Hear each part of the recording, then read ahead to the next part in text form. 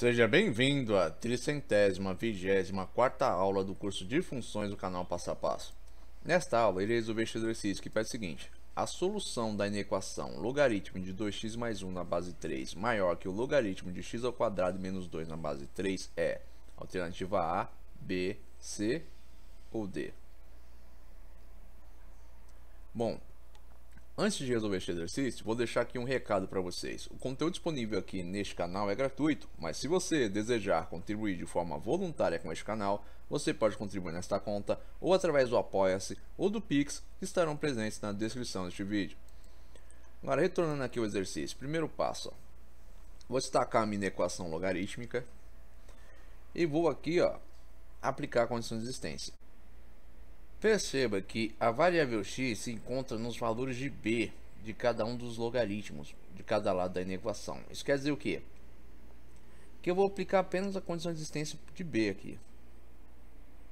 Então vou ter isso aqui, b tem que ser maior que zero. Portanto, 2x mais 1, que é o valor de b do primeiro termo aqui da inequação, tem que ser maior que zero. Isolando o x aqui, eu vou ter que x tem que ser maior que menos meio. Para quê? Para que eu atenda a condição de existência, que é o quê? B tem que ser maior do que zero. Para que isso seja verdade para este logaritmo, x tem que ter valores superiores a menos meio, para que aqui não zere. Para o segundo logaritmo, eu tenho x ao quadrado menos 2 tem que ser maior que zero. Isolando x ao quadrado, eu vou ter x ao quadrado maior que 2. Passando a potência para o outro lado, ela vai como radiciação. Então vai o quê? Potência ao quadrado, a inversa é a raiz quadrada. Então x tem que ser maior que mais ou menos 2. Então, analisando os sinais dessas duas funções, perceba que aqui eu tenho uma função polinomial do primeiro grau, 2x mais 1. Coeficiente angular aqui, 2, coeficiente linear 1. Então, a raiz desta função polinomial do primeiro grau é menos meio. Ela é uma função crescente. Como é que eu sei que essa função polinomial do primeiro grau é crescente? Porque o valor do coeficiente angular, que é o valor que multiplica a variável x, é um número maior que zero. Sempre que o coeficiente angular de uma função polinomial do primeiro grau for maior que zero, eu tenho uma função crescente. E toda função crescente tem essa configuração de sinais, que é o quê?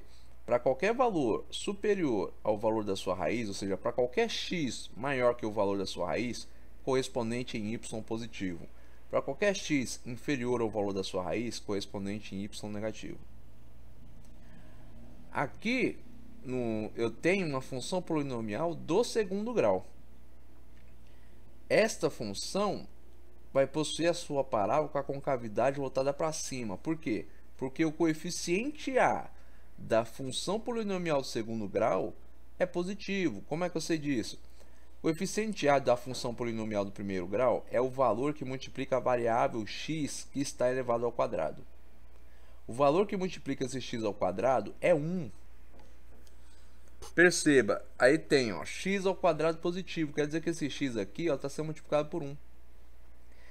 Toda função polinomial do segundo grau que tiver um coeficiente a positivo vai ter uma parábola com a concavidade voltada para cima. E como ela tem coeficiente a positivo e duas raízes diferentes, que eu já achei aqui isolando x, eu vou ter esta configuração de sinais. Para o valor da minha menor raiz, para qualquer x inferior ao valor da minha menor raiz, correspondente em y positivo. Para qualquer valor de x que esteja entre os valores da minha menor e da minha maior raiz, correspondente em y negativo. Para qualquer valor de x superior ao valor da minha segunda raiz, ou da raiz de maior valor, correspondente em y positivo. Isso que quer dizer, quer dizer que se eu pegar aqui qualquer valor de x, substituir aqui na minha função, que seja maior que raiz quadrada de 2, eu tenho um quê? Um correspondente y positivo. Por exemplo, vou pegar aqui 3. 3 ao quadrado, 9. Com menos 2, 7. Quer dizer o que? X igual a 3, y igual a 7. Se eu pegar um valor de x que fique entre raiz quadrada de 2 e menos 2, eu vou ter um correspondente y negativo. Exemplo, pego 1. 1 ao quadrado, 1. Com menos 2, menos 1. Isso quer dizer o quê? X igual a 1, y igual a menos 1. Se eu pegar um termo menor que menos raiz quadrada de 2, vou ter um correspondente em y positivo. Pega aqui, ó, menos 3. Menos 3 ao quadrado, 9 positivo. Com menos 2, 7 positivo. Ou seja, x igual a menos 3, y igual a 7 positivo. O mesmo vale aqui para a minha função polinomial do primeiro grau. Se eu pegar qualquer valor de x aqui, ó, superior a menos meio, vou ter um correspondente em y positivo. Qualquer valor de x menor que menos meio, correspondente em y negativo. Agora, guarde essa informação aqui, ela vai ser usada mais para frente. Prosseguindo agora, eu tenho a minha equação. A minha equação possui base, ó, em seus logaritmos de ambos os lados aqui, ó, maiores do que 1 e iguais. Isso quer dizer o quê? Que eu vou agora comparar o valor dos logaritmandos, preservando o sinal da equação. Por quê? Porque sempre que a base A de cada um dos termos de cada lado da equação for maior que 1 e forem iguais, eu posso desprezar e comparar os antilogaritmos ou os logaritmandos, mantendo o sentido, o sinal da equação. Então vou ter isso daqui, ó. 2x mais 1, 2x mais 1 maior que x ao quadrado menos 2. Pegando esses termos aqui, ó, e passando para este lado da equação, vou ter, ó, menos x ao quadrado mais 2x mais 1 mais 2 maior que 0. Perceba, ó, x ao quadrado joguei para este lado da equação, então ficou negativo. Menos 2 passei para esse lado da equação, então ficou positivo. 2x vem para cá. 1 mais 2, 3. Então vou ter, ó, menos x ao quadrado mais 2x mais 3 maior que 0. Tem agora uma inequação de uma função polinomial do segundo grau. Vou achar as suas raízes e estudar os sinais dessa função polinomial do segundo grau. Para achar as raízes, ó, primeiro destaca os valores dos coeficientes A, B e C. Coeficiente A, ó, valor que multiplica a variável x que está elevado ao quadrado. Tem um sinal negativo aqui na frente, quer dizer que está sendo multiplicado por menos 1. Coeficiente B, valor que multiplica a variável x que está elevado a 1. Ó. Portanto, B vale 2. Coeficiente C, o valor aqui, ó, a constante. O elemento que pertence ao conjunto dos números reais que não multiplica variável nenhuma. Destaque os coeficientes, cálculo delta. Valor de B elevado ao quadrado, menos 4 vezes o valor de A, vezes o valor de C. 2 ao quadrado, 4. Menos 4 vezes menos 1, 4 positivo. 4 positivo vezes 3, 12. 4 mais 12, 16. Delta vale 16. Achei delta.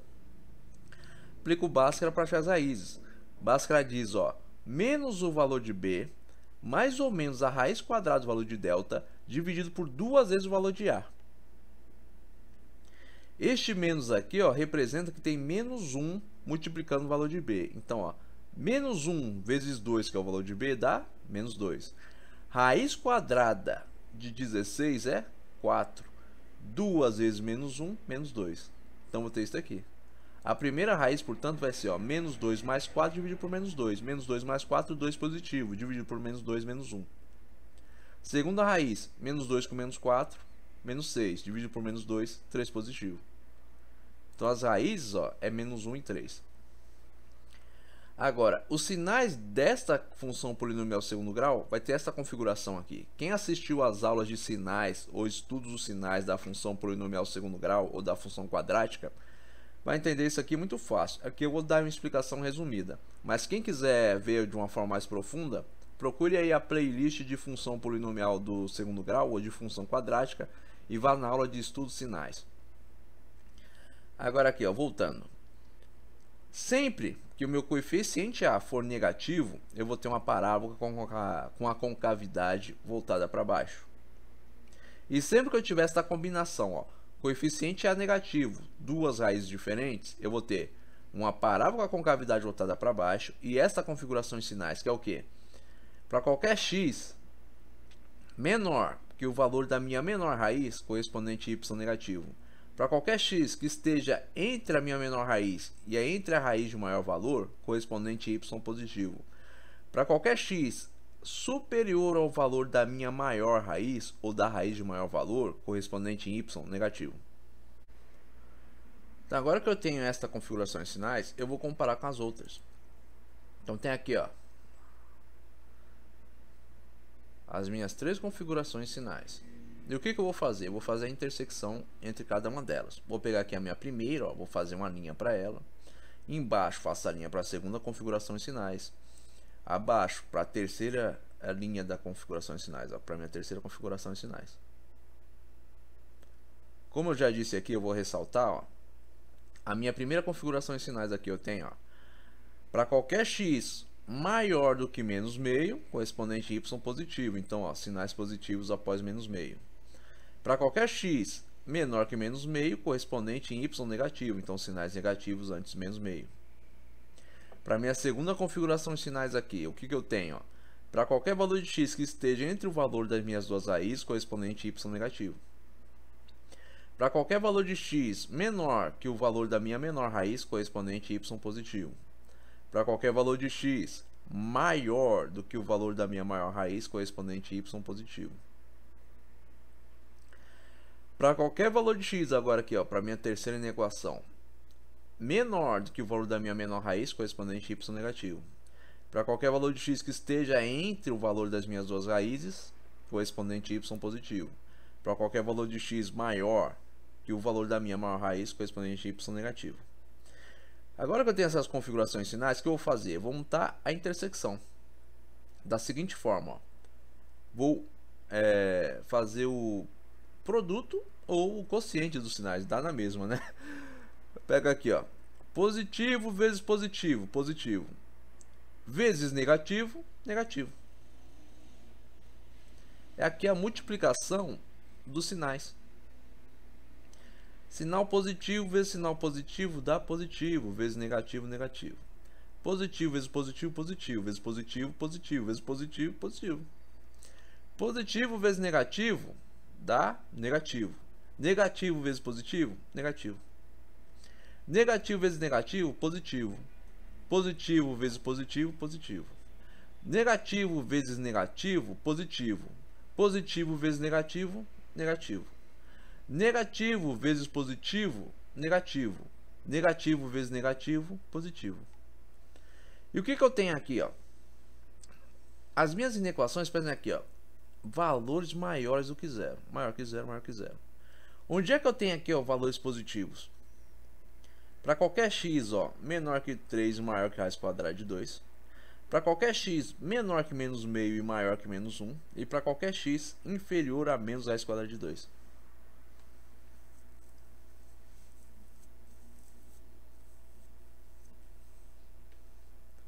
Agora, observe bem, ó. Esses intervalos querem dizer isso, ó. Qualquer valor de x menor que 3, maior que raiz quadrada de 2, vai me dar um sinal positivo aqui para minha inequação. Qualquer valor de x menor que menos meio, maior que menos 1, também vai me dar um sinal positivo. Vai me dar o que? Um correspondente positivo. Portanto, ó, observando esse estudo dos sinais aqui, essa relação, eu posso agora apontar a alternativa correta. Alternativa correta aqui, ó. Qual é a única alternativa aqui que corresponde ao que eu tenho aqui, ó, nos sinais? Esta aqui é a alternativa D, ó. X pertencendo aos reais, tal que x tem que ser maior que a raiz quadrada de 2 e menor que 3. Seguinte, ó. Dentro deste intervalo aqui, ó, eu só tenho sinais positivos. Uma dica aqui, quando você estiver fazendo comparação de sinais entre inequações logarítmicas, procurando o valor que vai atender a condição de existência dos 3 termos, ou de mais de 3 termos, né, dependendo aí do tipo de inequação que você estiver resolvendo, um conselho aqui que eu posso dar para você é o seguinte, ó. Sempre que você tiver esse tipo de sinal aqui, ó, positivo, positivo, positivo, positivo, em geral a resposta mais correta é a resposta que vai atender a condição de existência de cada um dos termos, vai estar nesta linha aqui, ó, nesta coluna, né, nesta coluna. Observe aqui, eu tenho, ó, negativo, negativo, positivo, positivo, negativo, positivo, negativo, positivo. Então a resposta que vai atender, ó, a condição de existência de todos os termos está aqui, ó. Aqui eu atendo a condição de existência, ó, da primeira inequação, da segunda inequação, ó, correspondente aqui pede, ó, 2x mais 1 maior que zero. Onde é que eu tenho valores maior que zero? Maior do que a raiz, menos meio. Mas onde é que eu tenho um valor, ó, maior que zero para todas as três inequações? Aqui nesta coluna, ó. Tem aqui, para a primeira inequação, para a segunda inequação, para a terceira inequação. Então, é por isso, ó, que estudando os sinais aqui, ó, eu sei que esta coluna aqui, ó, é onde eu tenho a resposta correta. Porque nesta coluna eu tenho aqui, ó, a condição de existência das três inequações atendidas aqui, ó, na configuração de sinais. Para você que está se perguntando, caramba, como é que eu sei que é isso aqui, ó? Vamos supor, por exemplo, gente, que eu tivesse aqui outras alternativas que me dessem aqui, ó, intervalos como estes aqui, ó, x menor que menos raiz quadrada de 2, x maior que menos meio e menor que menos 1, e x menor que 3 e maior que raiz quadrada de 2. Aí ficaria a pergunta, caramba, como é que eu saberia qual desses intervalos é o correto, analisando os sinais aqui, se todos eles aqui, ó, apresentam sinais positivos na última linha, indicando que supostamente eu estou atendendo a condição de existência aqui, ó, na intersecção entre todas as três inequações? A resposta é essa aqui, ó. Se você analisar as colunas, não só a linha aqui, ó, a última linha, mas a coluna, você vai ver aqui, ó, analisando cada uma das colunas, a única coluna onde eu tenho sinal positivo para cada uma das inequações, incluindo para a intersecção entre todas as inequações, é esta aqui, ó. Então esta é a resposta correta. Está nesta coluna aqui. Então se tivesse aqui nas alternativas, opa, desculpe, gente. Se tivesse aqui nas alternativas, ó, x menor que menos meio, maior que menos 1. X menor que menos raiz quadrada de 2. E x menor que 3, maior que raiz quadrada de 2. Aí você se perguntaria aqui, ah, eu analisei os sinais aqui na intersecção, pô, aqui tá dizendo que tem positivo aqui, positivo aqui, positivo aqui. Então, qual dessas alternativas é realmente a correta? Aí você não analisaria a linha, mas a coluna. Perceba, ó, a coluna. Aqui onde eu tenho, ó, correspondente y positivo para esta e para essa inequação. Perceba, ó, que nenhuma das colunas eu vou ter correspondente y positivo para todas as inequações. Aqui na primeira, ó, negativo para a primeira, positivo para a segunda, negativo para a terceira. Aqui na segunda coluna, ó, negativo para todos. Isso quer dizer o que? Qualquer valor que eu substituo aqui, ó, entre menos 1 e menos raiz quadrada de 2, vai me dar negativo aqui para todas elas.